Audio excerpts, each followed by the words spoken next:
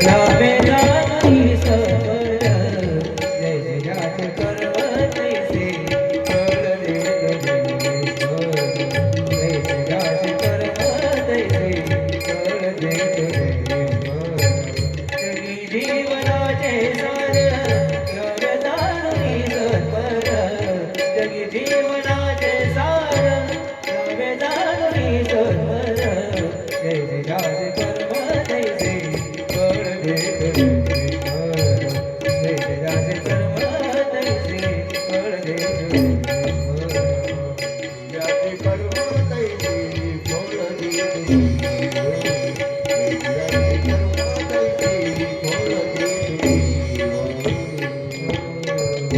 जैसे ज्याचे कर्म तैसे फळ देत देवेश्वर जगी जीवनाचे सार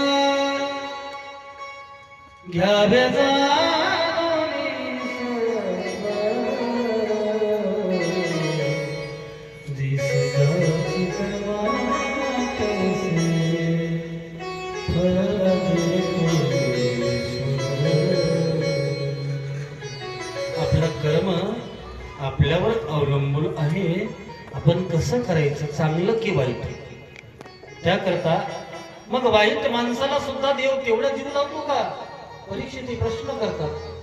चांगल्या माणसाला देव म्हणतो, देवाचं म्हणणं असं आहे, देव म्हणतात की मी भेद करीत नाही, मी भेद करीत नाही. त्याचं कर्म मला आवडलं की मी त्याचा भेदच करीत नाही. मग तो देव असो अथवा दानव असो,